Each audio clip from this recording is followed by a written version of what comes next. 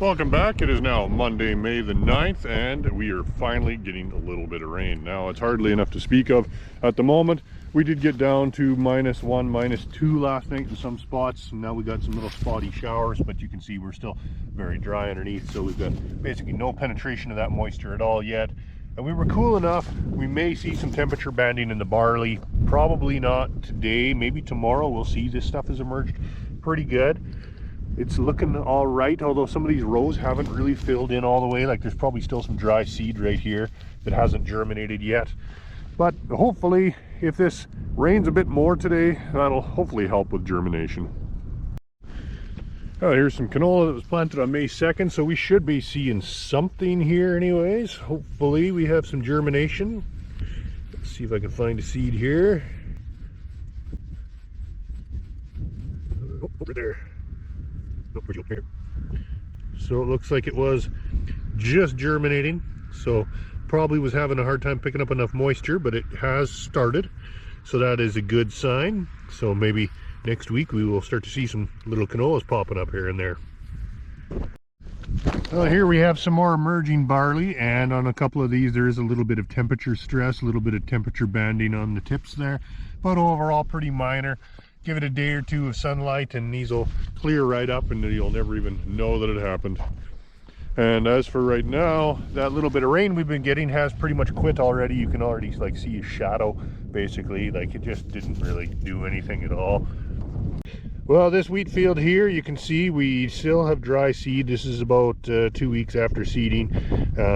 Deeper seeded stuff is germinated and is on its way up. But you can see here, we got a hell of a pile of kochia. You can still see the skeletons of the dead ones from when we did pre-burn in here. But now we've got a whole new generation in here. And we actually did spray this with authority from FMC post-seeding. But as you all know, we've had no moisture since then, so the authority has not activated yet. Although some of the kochia doesn't look too terribly healthy, so it might be working to some degree, but we really need to get 1/4 of an inch of moisture on this to get this authority active. Well, here in this barley, you can see we got some pretty severe temperature banding. We got some leaf tips are frozen off. Some of these guys have kind of gone a little limp. You see this one here is a little bit white there, so that indicates that guy froze. In this spot, the weather station was saying that we got down to -4 last night, so that is cold enough to cause damage if it happens for a couple hours. But overall, this barley is still, you know, mostly 1 to 2 leaf. It's pretty young, so it is going to put out new leaves, and it's going to recover as long as the weather this week stays good. Some of these moisture conditions are sure starting to get depressing. In this spot here, like this durum was seeded a week and a half ago, and you can see digging down the seed row here now, there's no moisture in the seed row at all anymore, since it was disturbed by the actual active seeding, and then a few days of 18-degree hot 80k wind has just completely dried it out, and the seed isn't even swollen yet. So I don't have too much hope for some of this stuff until we get some rain. And yet somehow this kochia still manages to somehow find enough moisture to get germinated and get growing. It's just absolutely unreal. Here in this field we have a mixture of winter wheat as well as fall rye have been seeded in here, and you can really start to tell the difference between them now. The fall rye is generally a bigger, hardier, little bit more energetic plant. It's really getting going fast. The winter wheat is smaller, not quite as vigorous, and it does look more stressed. You can see we do have some frost damage evident from last night or the night before, where we got down to -4. So there is a few frosted leaves. And you can see these leaves are kind of rolled up, which is, classic stress symptom in a cereal. And a lot of that is to do with the cold, but also the lack of moisture now, like with no meaningful rainfall for over a month. I feel like a real broken record this week, but basically these crops are starting to run on empty. Well, up here by Carmen Gay, there is some barley managed to find enough moisture to germinate, and it is starting to emerge. You can see a little bit of temperature stress on the tip of this one from yesterday morning. But other than that, doing good. Can't really see rows yet, but it'll be coming eventually. We do have some storms kind of going around up here, but so far, no moisture. Everything's to the north and the east of us here at the moment.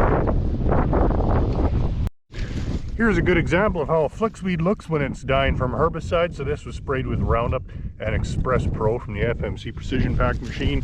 Here's another one here, still showing symptoms as well, but not quite as obvious, but you can still see that yellowed out center. Fall Rabbi Colehurst is growing like crazy. It is pretty much doubled in height since last week and is looking very good. There's the odd frosted leaf tip on it kind of here and there. A little bit of frost damage, but overall very minor. This is some really hardy, tough stuff. Very durable plant, and it's looking great. As you can see, we're starting to cover over the rows here, so herbicide timing is rapidly coming to an end in this stuff. Most of the small weeds in the rye are really starting to fall behind, but you can see some of these flicks weeds here are growing rapidly enough. They're keeping up for height with the rye, so we probably will see them. But a lot of these smaller weeds, like some of these sow thistles and stuff, they're still pretty small. There's a good chance the rye is just going to cover over them. We won't see them again. No sign of emergence on the corn here by Lethbridge yet, but they are germinating. So this guy's already got his root shoot out, which I cut off while I was pulling him up. And you can see the coleoptile there is just starting to emerge. So this guy will probably be out of the ground by next week. Well, we have lentil emergence down by McGrath. These guys are coming up not too bad. There's a few gaps in the rows here and there where there's some dry seed, but there is definitely some frost damage from the temperatures. We were down below 0 again the other night, so some of these leaves are a little frosted. They're not looking all that great, but there is healthy new growth coming up from the middle, so things should be okay. We'll know more in a week or so. Well, here's a big kochia patch from last year when this field was wheat. It is in lentils now. And when you get down here and look, there's pretty much almost no sign of kochia. I mean, there's certainly lots left over from last year. You can see the lentils poking through here, but there's almost no new growth. There's a few dead seedlings here and there. We actually sprayed this in the fall with New Farm's Fierce, and that fall application gave us enough moisture to have it activated and have it effective this spring. I fear that if we'd waited till this spring and applied it then, we would not have had enough moisture for it to activate. But as for now, it's doing a very good job. So we're getting pretty good emergence on some of the peas down in this area as well. Some of these guys have got their first nodes unfolded, and they're looking pretty good. Pretty minimum of frost damage or anything on these guys, so they're looking good for now. Once again, no sign of pea leaf weevil damage. I haven't found any notching or anything yet at all, so that's kind of nice to see so far. Here in this winter wheat field, we have a patch of heavy Russian thistle. Traditionally, it's been here year after year. It's a very sandy area of the field. You can see now we do have quite a bit of emergence. However, they're still quite small, so these are going to be really hard to hit with an in-crop herbicide. So we're probably going to wait at least another week, let them get a little bit bigger, and hopefully easier to hit. Well, some spots down here, there was significant wind erosion last week. If it wasn't for the odd lentil poking out of the ground here and there, you wouldn't even be able to tell where the seed rows are. But you can see these guys are starting to emerge here. So they were not up at the time of the wind erosion, which was a good thing because they would have been no doubt damaged pretty well. But hopefully we'll still have a good stand here. It's remarkable they even found the moisture to germinate in the first place. Here in this patch of wild oats by Welling, you can see we got some very sick ones, and that's because there was a pre-burn here after the canola that was seeded here was planted, and it did actually hit quite a few of these guys, and they are very sick and dying. But there's also a lot of brand new, very healthy emergence. So it kind of, from a distance, it looks like the Roundup is not even working at all, although it is actually doing quite a good job. It's just that the wild oats are so thick, they just keep coming. Well, it's a cool, breezy morning by Nobleford today, but I think there's still no risk of showers in the forecast. You can see here in this canola field, this is one of the first ones we seeded in this area about 2 weeks ago. We still have dry seed in the seed row. This seed was at about 3/4 of an inch. But there is a few spots like right here where it did manage to pick up enough moisture. We got a little clump of germinating canola here. So these guys are just emerging. A little bit touched by frost, but overall okay. And that's pretty much repeated throughout the field. There's no clear rows or anything yet, but there's just a few emerging here and there. So probably we're looking at something like 10 to 20% germination right now. Now, without any meaningful moisture in the forecast, unfortunately, this is what we're going to continue to see is poor germination on dryland crops. We're going to have dry seed in the seed row till we get some sort of rain.